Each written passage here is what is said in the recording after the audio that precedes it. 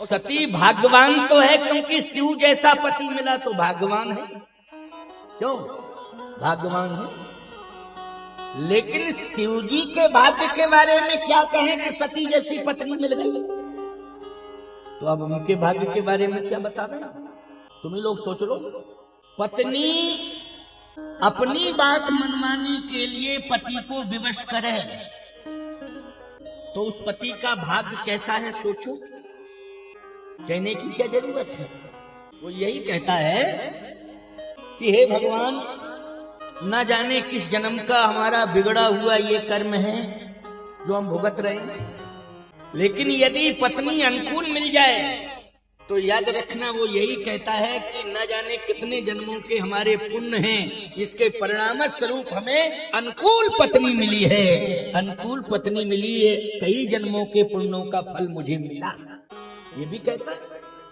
और यदि बातचीत अच्छी नहीं होती है तो फिर उदास रहता है, और कोई पूछे कि क्या हालचाल है, हालचाल बताओ, तो वो यही कहता है देखो मजाक मत करो, तुम चुप रहो, अपना काम करो, ये मजाक मत करो। मतलब वो कहता भी नहीं है कुछ, लेकिन ये जरूर कहता मजाक मत करो भाई, दिमाग खराब मत करो, शांत रहो, और पूछो कुछ और पूछो। नहीं नहीं, ये पति पत्नी के विचारों में मतिर भिन्नता केवल कलिकाल में नहीं है, हर काल में है, हर काल में है। अच्छा एक बात बताओ, सतयुग का प्रमाण ले लो। प्रहलाद की मां, प्रहलाद के पिता हिरण्यकश्यप और कयाधु, बोलो मतिर भिन्नता है कि नहीं? ईमानदारी के साथ बताओ, है कि नहीं? यहाँ पत्नी उत्कृष्ट विचारधारा की है तो पति निकृष्ट विचारधारा से जुड़ा हुआ है। कहा सतयुग में, बोलो प्रमाण है कि नहीं? एक भी बात पत्नी की स्वीकार नहीं करना चाहता है पति, और हमेशा प्रताड़ित करता रहता है। प्रहलाद की मां कया दे, बहुत विस्तार में ये केवल उदाहरण दे रहा है। इसके बाद आप आ जाइए त्रेता में, तो त्रेता का प्रमाण है कि सती जी ने एक बात भी भगवान शिव की नहीं मानी। बोलो एक भी बात नहीं मानी किसने? सती ने। बस अंतर यहाँ है कि सतयुग में प्रमाण मिल गया है कि पति पत्नी का विरोधी है, एक भी बात नहीं मानना चाहता है। और त्रेता का प्रमाण है कि पत्नी जो है पति की एक बात भी नहीं मानना चाहती है। ये मैं सती पर टिप्पणी नहीं कर रहा हूं, क्योंकि सती की महिमा भी बहुत है। ये आज आप देख रहे हैं कि 52 शक्तिपीठ हैं, ये तो सती की महिमा ही है। लेकिन महिमा बढ़ाई किसने है सती की? भगवान शिव ने बढ़ाई है। आज जो शक्तिपीठ हैं उसमें महिमा किसकी है? बोलो प्रयास किसका है? सती का प्रयास है कि शिव का प्रयास है? बोलो ये शिव जी का प्रयास है। इसलिए सती की महिमा है, ये अलग विषय है। लेकिन सती जी एक बात भी मानने को तैयार नहीं है, ये विचारणीय बिंदु है। आपको एक बात बताएं, सती जी का जन्म राज परिवार में हुआ। बोलो किस में हुआ? राज परिवार में। राजा के यहां महल होते हैं। अच्छा, शिव जी का जन्म कहाँ हुआ? एक ज्योति के रूप में हुआ है। किसके रूप में हुआ? ज्योति के रूप में हुआ।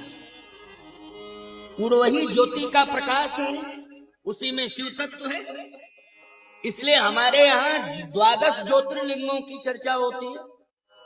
बोलो भाई 12 ज्योतिर्लिंग। शिव जी के माता पिता कौन है? इस बारे में पूछने की जरूरत नहीं है, लेकिन ये तो सत्य है कि सती के माता पिता कौन है, ये बताने की जरूरत नहीं, सब जानते हैं। क्यों भाई? ये बताने की जरूरत नहीं, सब जानते हैं कि सती के माता पिता कौन है। कहाँ जन्म हुआ? हरिद्वार क्षेत्र में जो कनखल है, उस कनखल की भूमि पर जन्म हुआ है। कनखल के राजा महाराजा श्री दक्ष प्रजापति जी, इसलिए साधारण परिवार में जन्म नहीं हुआ, साधारण भूमि पर जन्म नहीं हुआ, हरिद्वार कनखल क्षेत्र में सती का जन्म हुआ। अब विचारवान श्रोताओं विचार करो, इसके बाद भी इतनी अच्छी जगह पर जन्म हुआ, लेकिन कथा के प्रति आकर्षण नहीं है, कथा के प्रति आकर्षण नहीं है। किसी विद्वान के घर में कोई बालक पैदा हो जाए और वो उस विद्वान के ज्ञान को स्वीकार न करना चाहे और वो संस्कार उसके जीवन में न आ पावे, तो ईमानदारी के साथ बताना ये दुर्भाग्य माना जाएगा कि नहीं? हरिद्वार की भूमि का एक भी प्रभाव सती के ऊपर नहीं पड़ रहा है, लेकिन अपने पिता दक्ष की विचारों से जुड़ गई है, इसलिए इसमें चतुरता आ गई है। अपनी बात मनाने के लिए पूरी तरह से संकल्पित हो जाती है, लेकिन किसी की बात मानने के लिए तैयार नहीं होती। ये दक्ष प्रजापति के संस्कार। परंतु मैं एक बात कहता हूं, जीवन में संस्कार भी बदलते हैं। प्रहलाद जी के जीवन में उत्कृष्ट संस्कार कैसे आ गए? बोलो है कि नहीं है? आपको एक बात बता दें, महर्षि वाल्मीकि जी का प्रमाण दे रहा हूं, संस्कार बदले और ऐसे बदले कि वो एक उच्च कोटि के संत हो गए। उल्टा नाम जपत जग जाना, वाल्मीकि भय ब्रह्म समाना। बोलो, ये संत दर्शन और संत वाणी का प्रभाव था कि संस्कार बदल गए और वो महर्षि वाल्मीकि हो गए, तपस्वी वाल्मीकि हो गए। ऐसी तपस्या करी उन्होंने कि पूरे शरीर पर मिट्टी चढ़ गई। वामी की ऊंचाई हो जाती है ना, ऐसी तपस्या करी है वाल्मीकि जी महाराज ने। लेकिन महर्षि वाल्मीकि उल्टा नाम जपत जग जाना, वाल्मीकि भय ब्रह्म समाना। तो बोलो भाई, संस्कार बदले कि नहीं बदले? लेकिन सती जी नहीं बदल पाई। शिव जी जैसा पति मिल गया, लेकिन संस्कार मायके के रहे। कहां के रहे? मायके के। नहीं नहीं, विचारों को बदलना है।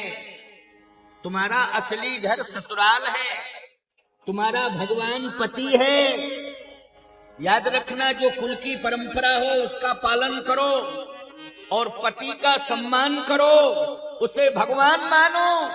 लेकिन पति से भी हम कह रहे हैं कि तुम विपत्ति मत बनो, पति बनो। विपत्ति मत बनो। आज पति विपत्ति बन रहे हैं। बोलो, बन रहे विपत्ति की नहीं? हाँ भाई, सही बात कह रहा हूं, हमको कहने में कोई दिक्कत नहीं। इसलिए नहीं है दिक्कत की साधु है,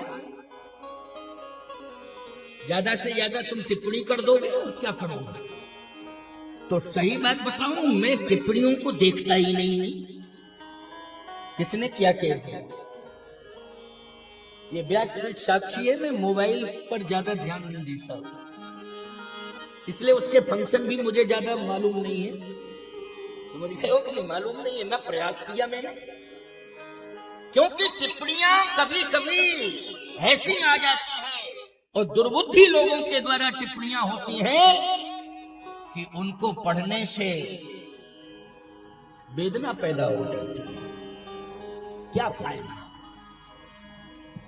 तो मैं सत्य कह रहा हूं आपसे कि सती जी ने शिव जी जैसा पति पाया, लेकिन अपना परिचय खो बैठी।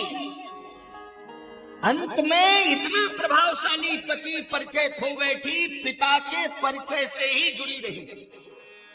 अरे भाई, जन्म के साथ तो पिता का परिचय होना चाहिए, लेकिन विवाह के बाद तो पति के परिचय से जुड़ जाना चाहिए। बोलो, किसके परिचय से जुड़ना चाहिए? पति के परिचय से जुड़ना चाहिए। माता पिता हमेशा प्रभावशाली ही वर खोजते, प्रयास उनका यही रहता है, इसलिए वो परेशान होते हैं। कहते हैं महाराज जी, वर नहीं मिल रहा है, वर नहीं मिल रहा है, पैसा है, व्यवस्था है, बेटी पढ़ी लिखी है, लेकिन योग वर नहीं मिल रहा है। सोचिए जरा, कितना बड़ा चिंतन चलता है माता पिता के जीवन में। कि सुयोग वर नहीं मिल रहा है, पैसा देने के लिए तैयार हैं, सारी व्यवस्था देने के लिए तैयार है, लेकिन वर योग नहीं मिल रहा है, इसलिए वो चिंतित है। इसका मतलब यह है कि माता पिता अपने से ज्यादा योग परिवार खोज रहे हैं तुम्हारे लिए, और पति भी खोज रहे हैं तुम्हारे लिए, तो श्रेष्ठ चरित्र वाला खोज रहे हैं। ये अपवाद कभी कभी हो जाता है, धोखा हो जाता है कि चयन गलत हो जाता है। ये हमेशा की बात नहीं है, कभी कभी ऐसी गलती हो जाती है कि चयन गलत हो जाता है, लेकिन प्रायः प्रयास यही रहता है कि मैं अपनी बेटी को अच्छे घर में भेजूं और वर भी इसे श्रेष्ठ मिले, चरित्रवान मिले, गुणवान मिले, यशवान मिले, ये कामना रहती है माता पिता की। और माँ बाप भी सम्मान करते हैं वर का, बोलो करते हैं कि नहीं करते हैं? माँ बाप भी सम्मान करते हैं। तो जब माँ बाप सम्मान कर रहे हैं तो तुम्हें सम्मान करने में क्या दिक्कत है? लेकिन क्या बतावें, दुर्भाग्य ये है कि सती के पिता नहीं कर रहे हैं सम्मान दामाद का। दक्ष प्रजापति जो है सम्मान नहीं कर रहे हैं। ये भूल कितनी बड़ी कर रहे हैं कि भगवान शिव का सम्मान नहीं कर रहे हैं। तो याद रखना, बेटी भी बात नहीं मान रही है, यद्यपि समर्पित तो है, समर्पण है, इसमें कोई कमी नहीं है, लेकिन बात मानने को तैयार नहीं है। अच्छा, कोई भी चेला हमारा पैर छुए और आरती उतारे लेकिन बात न माने तो किस काम का? बोलो। कोई भी बेटा माँ बाप के पैर छुए लेकिन माँ बाप की बात न माने, क्या फायदा है ऐसे बेटे से? कोई रामायण पढ़े लेकिन रामायण की न माने, क्या फायदा है रामायण पढ़ने से? बोलो। रामायण यदि पढ़ रहे हो तो रामायण की मानो, रामायण को मान रहे हो, रामायण की नहीं मान रहे हो, माँ बाप को मान रहे हो, माँ बाप की नहीं मान रहे हो, पति को मान रही हो, पति की नहीं मान रही हो। लेकिन पति से भी कहना चाहते कि तुम काबिल हो जाओ। ये दुर्गुण जो दोष अगर तुम्हारे जीवन में आ गए हैं, इससे तुम्हारी पत्नी लज्जित होती है, क्योंकि अगर किसी ने ये शिकायत कर दी इनसे कि वो तुम्हारे पति पड़े हैं सड़क के किनारे पिए, उठा लाओ, तो इनका मरना ही हो जाता है कि इससे अच्छा तो प्राण चले जाए तो ज्यादा अच्छा है। बोलो कि लोग कहने आ रहे हैं हमारे घर में कि पिए पड़े हैं नाली के किनारे, उनको उठा लाओ, तो बोलो शर्म की बात नहीं है, ये तो निश्चित रूप से अस्तित्वहीन होने वाली बात है। ये शर्म नहीं, ये तो अस्तित्वहीन होना है।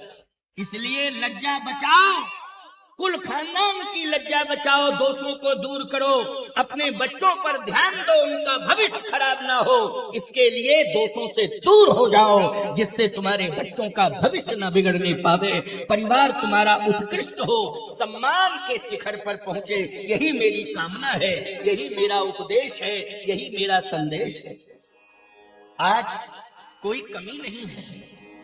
भगवान शिव धन्य है, इतने सरल हैं कि थोड़ी सी भक्ति करो तो न जाने कितना कृपा का खजाना दे देते हैं। आस तोस तुम औढर दानी, आरत हरहु दीन जन जानी, कितना खजाना दे देंगे इसकी कल्पना नहीं। प्यारे, ऐसे शिव को पति के रूप में प्राप्त करके सती शिव को मान रही है, लेकिन शिव की नहीं मान रही।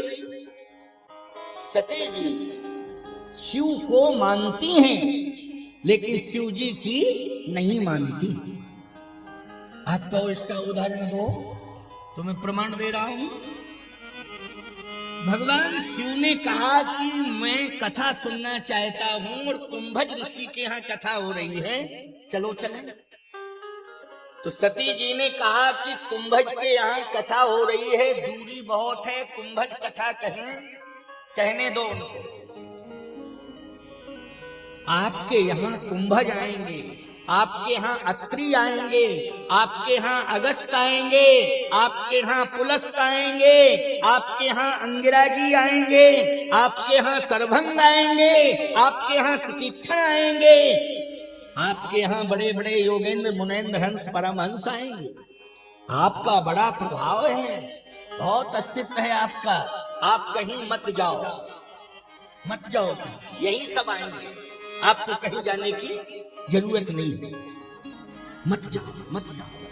अच्छा एक बात आपको बता रहे हैं, नेता जब बड़ा बन जाता है तो शायद पत्नी कहती होगी कि सब तुम्हारे यहाँ आएंगे, लेकिन जब चुनाव होने लगता है तब क्या कहती, घर घर में जाओ।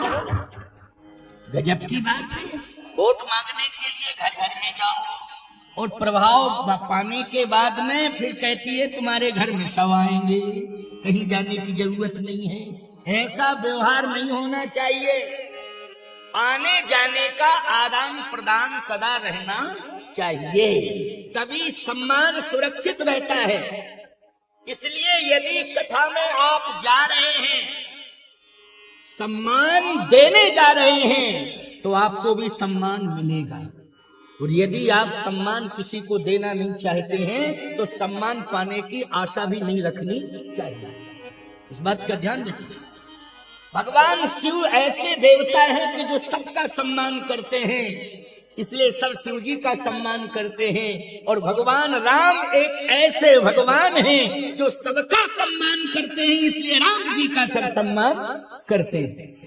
इसलिए सबसे ज्यादा जनप्रियता भगवान अवतारवाद में प्रभु राम की है और देवों में महादेव भगवान शिव की है। उनसे ज्यादा जनप्रियता किसी की नहीं है, क्योंकि सबको सम्मान देते हैं, इसलिए सब उनका सम्मान करते हैं। लेकिन सती जी के मन में ये भाव है कि वो ये कहीं ना जाए, सब यहीं आवे। लेकिन ये नहीं कह रही है कि कथा आप हमें सुना दो, हम आपसे कथा सुनाएं। आप वक्ता हैं, हम श्रोता हैं, आप हमें कथा सुनाओ, ये तो नहीं कह रही है। लेकिन कथा सुनने जा रहे हैं तो कथा सुनने वाले क्रम को स्वीकार नहीं करना चाहती है, कोई रुचि नहीं। लेकिन शिव जी ने कहा मैं तो जाऊंगा। सती जी सोचने लगी कि जरा मैं भी चल के देखूं कि आखिर इस वक्ता में गुण क्या है, इसमें गुण क्या है। एक बात बताएं, इस प्रकार का भाव लेकर के जो आते हैं कि चला चल के देखें इसमें गुण क्या है, वो गुण कम देखते हैं, दोष ज्यादा देखते हैं। समझ रहे हो कि नहीं? वो गुण कम देखते हैं, क्या देखते हैं? दोष ज्यादा देखते हैं। याद रखना, कभी भी संशय लेकर के नहीं जाना चाहिए कथा में, श्रद्धा लेकर के जाना चाहिए, तभी आप अधिकारी हैं कथा सुनने के। और यदि आप संशय लेकर के गए हैं तो आप अनाधिकारी हैं। यदि संशय लेकर के गए हैं तो क्या है? आप अनाधिकारी हैं, कथा नहीं आपके पल्ले पड़ेगी, क्योंकि संशय लेकर के आप आए। अच्छा, सती जी कुंभज ऋषि के आश्रम में श्रद्धा लेकर के गई हैं कि संशय लेकर के? संशय लेकर के गई, इसलिए वो श्रोता की गिनती में नहीं आई। उनका नाम ही लिस्ट से काट दिया गया, अलग कर दिया गया, सती जी का नाम अलग कर दिया। और याद रखना, सती जी का नाम जो है कथा स्थल पर अलग हुआ है। शिव जी ने तो प्रयास किया कि इनका नाम जुड़ जाए श्रोताओं में, लेकिन क्या बतावे, फैल हो गई। वहां जाके फैल हो गई तो शिव जी बोले हम क्या करें, तू फैल ही हो गई, अब तेरा नाम ही नहीं है, लिस्ट से गायब हो गया तेरा नाम, मैं क्या करूं। प्रमाण सुन लीजिए, क्रम से सुना रहा हूं। एक बार त्रेता जुग माही, शंभु गए कुंभज ऋषि पाही, संग सती जग जननी भवानी, संग सती जग जननी भवानी। शिव जी से ज्यादा सम्मान सती जी को मिल रहा है। अच्छा, इस कथा में पुरुषों से ज्यादा सम्मान माताओं को मिला। बोलो कलश किसे दिए गए, जल्दी बोलो, तुम्हें दिए गए। अच्छा, सबसे ज्यादा ध्यान किसका रखा गया? तुम्हारा। पुरुषों का ध्यान नहीं रखा गया, पुरुष इधर जा रहे उधर जा रहे, कोई चिंता नहीं, लेकिन तुम्हारी क्रम में कोई क्रम भंगता नहीं होनी चाहिए, कोई अतिक्रमण न करने पावे। बोलो सबने ध्यान दिया कि नहीं दिया? दिया। और कलश तुम्हें दिए, इसका मतलब है कि सबसे ज्यादा सम्मान मिला है। कलश मिलने का मतलब क्या है? सबसे ज्यादा सम्मान दिया है। अब तुम कलश पाके क्योंकि कथा में आई हो, कथा के पहले तुम्हें सबसे बड़ा सम्मान मिला, मंगल कलश मिले, और तुम्हारा ध्यान बहुत रखा गया, और तुम्हें देवी मान करके सबने हाथ जोड़ करके प्रणाम भी किए हैं। भाई कलशों को प्रणाम किया तो तुम्हें अपने आप प्रणाम नहीं हो गया? हो गया प्रणाम, तो ये सम्मान ही करना है। लेकिन तुम आओ हलवा पूरी खा के कलश रख के चली जाओ और कथा में ना आओ, तो क्या फायदा है? बोलो। इसका मतलब है कि तुमने कथा में अपनी सहभागिता कथा की दृष्टि से दर्ज नहीं कराई, हलवा पूरी की दृष्टि से दर्ज कराई कि चलो आज चकाचक हलवा मालपुआ पूरी मिलेंगे, चकाचक ठंडई मिलेगी, चकाचक पता नहीं क्या क्या खाने पीने को मिलेंगे। नहीं नहीं, आज तुम आ गई हो इसलिए तुम्हारा नाम लिख गया है कि तुम श्रोता हो। कुछ तो कलश धर के चली गई हैं, कह रही हैं लास्ट दिन चले जाएंगे, लास्ट दिन चले जाएंगे। नहीं नहीं नहीं, प्रतिदिन कथा में उपस्थिति दर्ज करानी है, क्योंकि आपने कलश यात्रा में ये होने वाली राम कथा कामतानाथ सेवा समिति पीएस गार्डन रोहता बाग सेवला क्षेत्र में जो कथा हो रही है राम कथा, इसमें इतिहास अमर किया है आपने, इसलिए राम कथा के श्रोता बन करके भी अपना नाम दर्ज कराओ। प्रतिदिन परिवार सहित आकर के कथा सुनो। वैसे आपकी उपस्थिति से मैं पहले दिन के हिसाब से संतुष्ट हूं, लेकिन कल से और ज्यादा होना चाहिए, है ना? और मुझे विश्वास है कि आप अपनी उपस्थिति में बढ़ोतरी करेंगे। ये पूरा का पूरा परिसर मात्र शक्ति से ही भर जाएगा। अब इन लोगों की कुर्सियां साइड में खिसका देंगे, कोई दिक्कत नहीं। क्यों भाई, साइड में चले जाओगे तो दिक्कत हो जाएगी तुम्हें, हैं? वैसे भी साइड में रहते हो।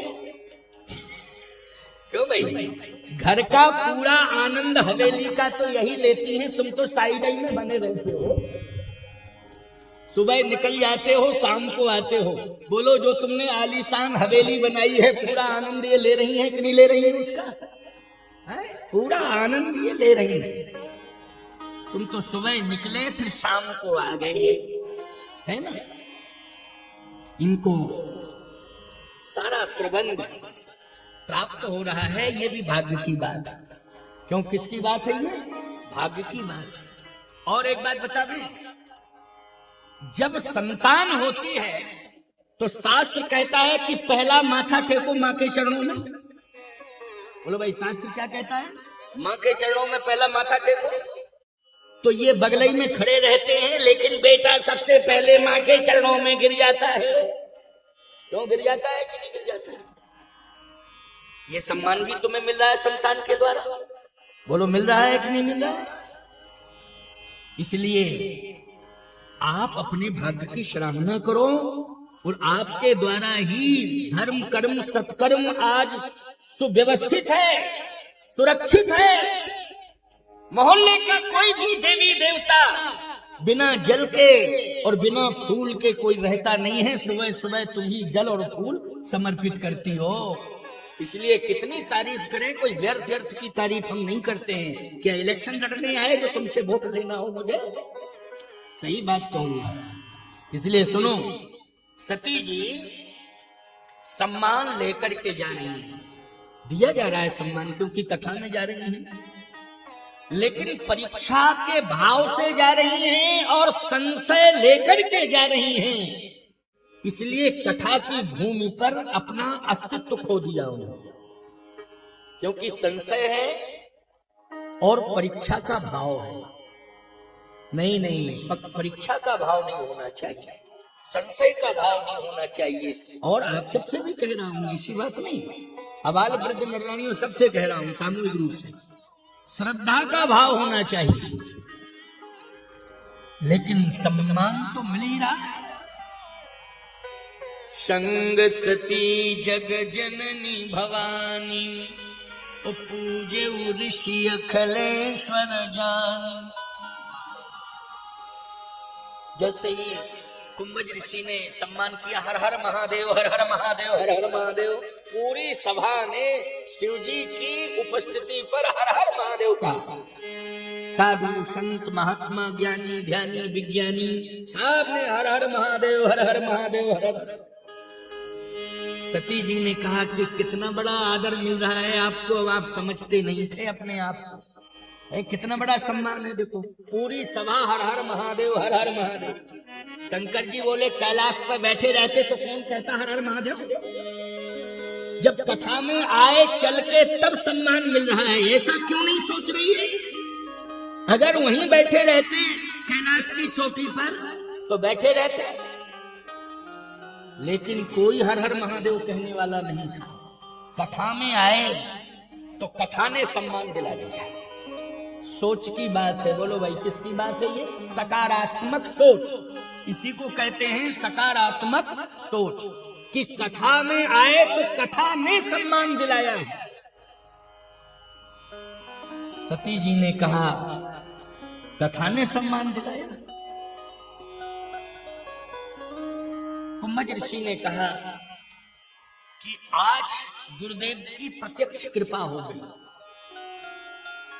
इसलिए कि गुरुदेव ने कृपा की है, मुझे कथा का ज्ञान दिया और उसी कथा के माध्यम से मुझे भगवान का दर्शन हो गया है, इसलिए मेरा जीवन धन धन हो गया है। गुरुदेव की कृपा हो गई। अगर गुरुदेव ने कथा का ज्ञान न दिया होता तो आज शिव जी का दर्शन नहीं होता। इसलिए याद रखो, भगवान का दर्शन इस कलिकाल में कथा में ही हो सकता है। सावधान। जो मंदिर के अंदर तुम दर्शन करने जाते हो ना, वहां भगवान मौन बैठा हुआ है, लेकिन यहाँ कथा में भगवान बोलने लगता है, मुखर होकर के बात करता है। बोलो इतना ही तो अंतर है कि मंदिर में जो भगवान बैठा है कृपा जरूर करता है, हम ऐसा नहीं कह रहे कि वो कृपा नहीं करता है। मंदिर में भगवान जो बैठा है कृपा करता है, लेकिन तुमसे बात नहीं करता है, मौन देता है, जो भी देता है मौन देता है। लेकिन कथा में बोलो भगवान बोलता है कि नहीं बोलता है? जल्दी बोलो। व्यास पीठ पर जो बैठता है उसको क्या कहते हैं? नारायण का स्वरूप कहते हैं। और ये ग्रंथ की वाणी यही भगवदीय वाणी है, इसी को ब्रह्म वाक्य समझना चाहिए कि भगवान हमसे बोल रहा है, यही ब्रह्म वाक्य है। इसलिए प्रत्यक्ष रूप से भगवान की वाणी का यदि अनुभव करना है, लाभ लेना है, तो कथा में आना पड़ेगा। इसलिए कथा आवश्यक है। सती जी ने जैसे ही सुना कि गुरु की कृपा से हमें भगवान का दर्शन हुआ, ऐसा कुंभज ऋषि कह रहे हैं। भगवान शंकर ने कहा देखो भाई, हमारा सम्मान करने से कोई लाभ नहीं ना, तुम सम्मान करो, मैं तो कथा सुनने आया हूं, और ये सम्मान लेने के भाव से मैं नहीं आया हूं, मैं तो कथा सुनने आया हूं, इसलिए कथा सुनाओ। कुंभज ऋषि ने कहा कि आपसे मेरी प्रार्थना है कि कौन सी कथा सुनाओ। भगवान शंकर ने कहा कि मेरे इष्ट हैं प्रभु राम, इसलिए रामचरित्र सुनाओ। क्या सुनाओ? रामचरित्र।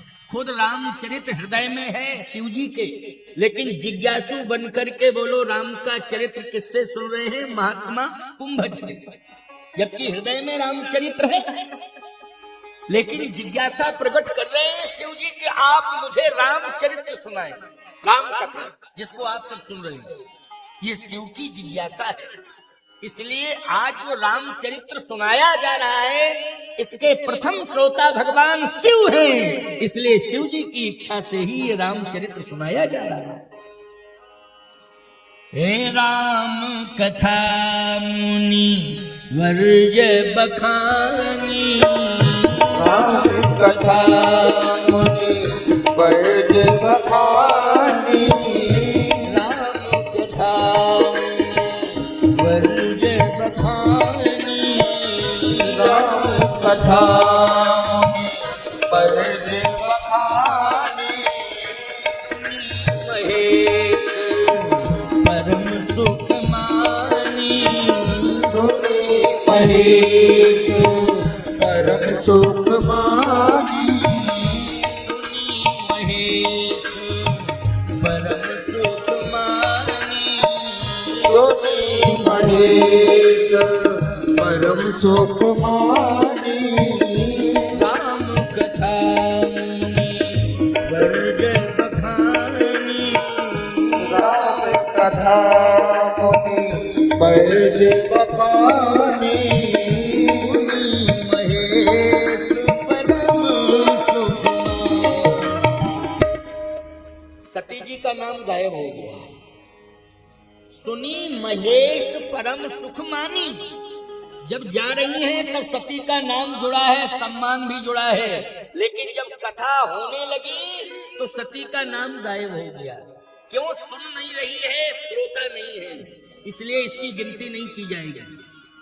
जैसे आप लोग सुन रहे हो, आपकी गिनती है, लेकिन पांडाल के खंभों की गिनती श्रोताओं में नहीं होगी कि ये भी गिने जाएंगे ये जितने खंभे लगे हैं पांडाल के अंदर, कि 1 2 3 4 5 6 7 8 110 श्रोता लाइन में बैठे, ये श्रोता है, ये खंभे हैं। ऐसे ही जो कथा नहीं सुनते हैं वो खंभे हैं, उनकी जिंदगी जड़वट है। सीधी सी बात क्या है? जड़वट। नहीं नहीं, कथा सुनो। वैसे तो जितने लोग आए हैं सुनने के लिए ही आए हैं, तो आप कह रहे हो कि महाराज कह किससे रहे हो आप? हम लोग अगर सुनते ना होते तो काहे को आते? तो आप किससे कह रहे हैं? हम उनसे कह रहे हैं कि जिनके पास सूचना भी पहुंच गई है फिर भी फुर्सत नहीं है, फुर्सत ही नहीं है कि हम आवे।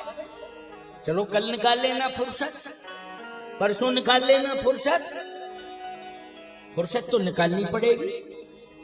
अगर फुर्सत नहीं निकाल पाओगे तो याद रखना, सनातनी कहने का तुम्हें कोई अधिकार नहीं है कि हम सनातनी हैं, न तुम्हें हिंदू कहने का अधिकार है कि हम हिंदू हैं।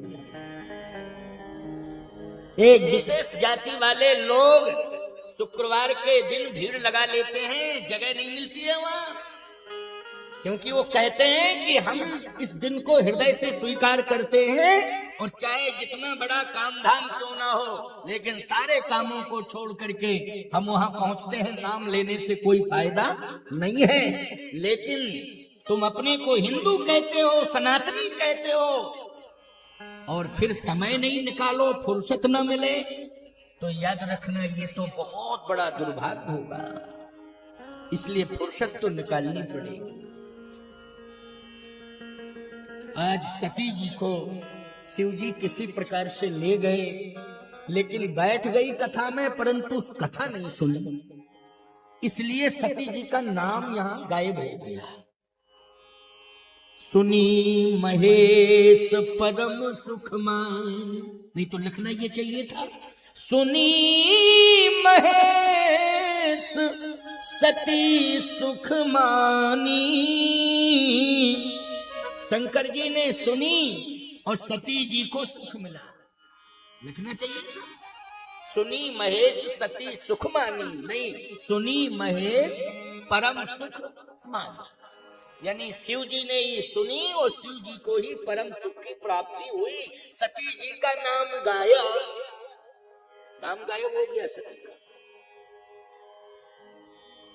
ये बहुत बड़ा झटका लग गया शिव जी। बोलो लग गया झटका कि नहीं? कि मेरी पत्नी मेरे साथ आवे और फिर वो कथा ना सुने। लेकिन शिव जी याद रखना गंभीर भी है। शिव जी कैसे हैं? गंभीर हैं, सुन लेते हैं, सह लेते हैं, उनमें ये क्षमता है। इसलिए भोले बाबा हैं, इतने भोले हैं कि वरदान दे देते हैं, विचार नहीं करते। वरदान देते हैं, विचार ही नहीं करते, भोले हैं। लेकिन याद रखना, अपने पर आ जाएं तो भाले, भोले और भाले, भाले भी हैं यदि अपने आप पर आ जाएं।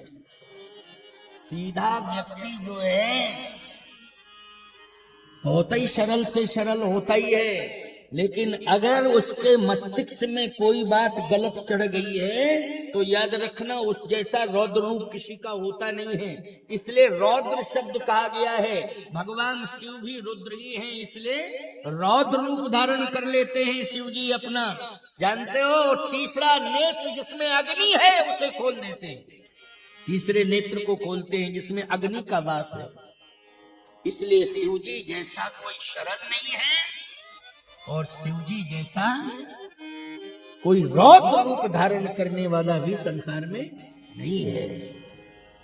प्यारे, शिव जी ने किसी प्रकार की कोई टिप्पणी तत्काल नहीं की सती से। इसी को कहते हैं गंभीरता। इसलिए गंभीर यदि दंपति में आ जावे तो निश्चित रूप से उसके खानदान में किसी भी प्रकार की कोई टिप्पणी होगी नहीं। लेकिन कहीं ना कहीं दोनों की तू मैं से गड़बड़ हो जाता है, गड़बड़ी हो जाता है।